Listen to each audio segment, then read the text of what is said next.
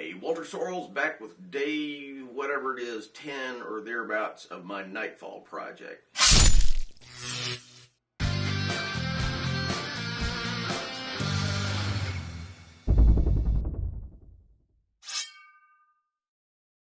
So I've been a little hesitant to even really talk about this part of my knife making life because frankly it's not that interesting, at least visually.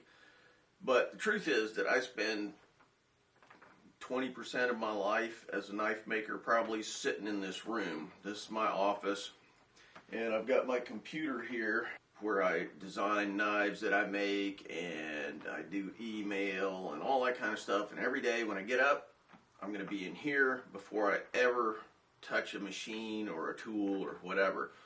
But I did feel like it was at least worth sort of mentioning, because the truth is, if I'm going to show you what it's like to be a knife maker, part of it is sitting in this room. So what I have here is Fusion 360, which is the CAD/CAM program that I use to design knives and to tell my CNC machine what to do. I'm not going to show too much of this because this is past the point in making the Nightfall that I did most of the design work. But anyway, I just wanted to show you a little bit about kind of where all my knife making starts these days. Anyway, we'll be back out in the shop in just a minute, so hang in there and we'll have all the cool parts of this job in just 1 minute. Like I said, just a super quick overview. As you can see, this is where the Nightfall originally took shape. I probably came up with the original design about 6 months ago. As you can see, it's a 3D thing right now, but you start by drawing a flat design.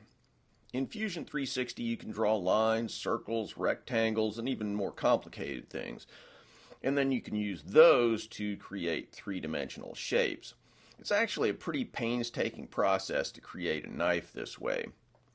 Part of that is just that the 3D stuff's kind of complicated, but mostly it's that at a certain point you actually have to turn all these electrons into instructions to the CNC machine, and then beyond that, all the bits and pieces have to fit together into an actual functioning knife.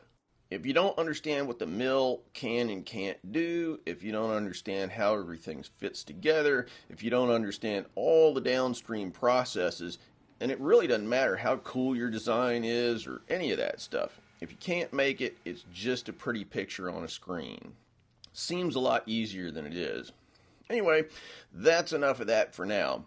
Before I head out to the shop, I'll go ahead and do what I intended to do last Friday before we headed up to North Carolina to see the Big Blue Hammer guys, which is to laser etch my logo on the blades. I used to do this with an electro etching process, which produced pretty good results, but it was a big pain in the neck to do. The laser is much simpler, much quicker, much easier to use, more flexible. It just is an improvement in every single possible way. And the good news is that these lasers have gotten cheaper and more reliable over the years. I've done a bunch of videos about them. I'll give a link here, but I'm not going to go into too much detail. Again, like the knife itself, you design it on the computer and then you produce it here. A lot of people don't see this kind of thing as somehow being real knife making, but I look at the computer side of making knives as being just as creative and interesting and valid as the part of my job that involves swinging a hammer or making fire. And there it is, my new Tactics Armory logo on all the blades. So now it's finally out to the shop to assemble the blades. These are screw-on handles, so there's nothing super complicated about this. The big trick with respect to assembly is that to make these blades fit together properly without a bunch of additional grinding, the holes through the tang have to be pretty precise. In this case, I got them a little too precise, meaning that the threaded inserts that keep the handles together more or less had to be driven in with a hammer. For reasons I'll explain in a minute, that will not work. So, had to ream every single hole with a carbide reamer. Just opening up the holes by maybe like 5/10 thousandths of an inch, just a tiny amount, but that was enough to make everything fit perfectly. Won't make that mistake again.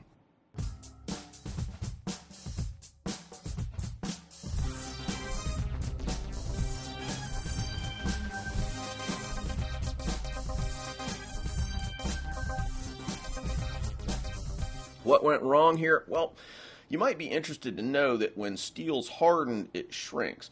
I forget exactly how much, maybe a tenth of 1%, maybe even less than that. It's just a really tiny amount, but apparently that was enough to make these holes just a hair too tight. Or that's what I'm telling myself. Anyway, lesson learned, next time, make them a little bigger. The main thing with screw-on handles like this is that you have to avoid getting any grit or metal chips or hairs or anything whatsoever under the scales. And when you drive pins or threaded inserts or anything like that through the handle, what happens is you shear off tiny little amounts of metal, and those will stick under the scales. And what happens then is they don't close down properly, and you might not notice it, but when you look toward the light, you'll see this hairline crack of light peeping through, and that means you screwed up and you got to redo the scales.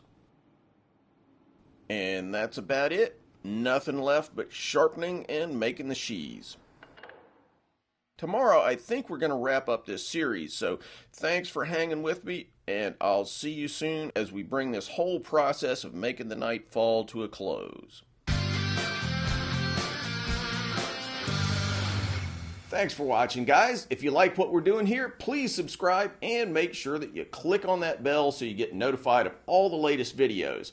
Want to buy a knife from me? Check out my modern blades at tacticsarmory.com. Digging the channel? You can support our video making efforts on Patreon. You know, I've been banging away on these videos for like 10 years, so I hope you'll show some love for all that hard work. Link in the cards and descriptions. Finally, if you're interested in making Japanese swords, check out my full line of Japanese sword videos where I show how to forge Japanese swords as well as how to polish them and how to make fittings, handles, and scabbards. WalterSorrellsBlades.com.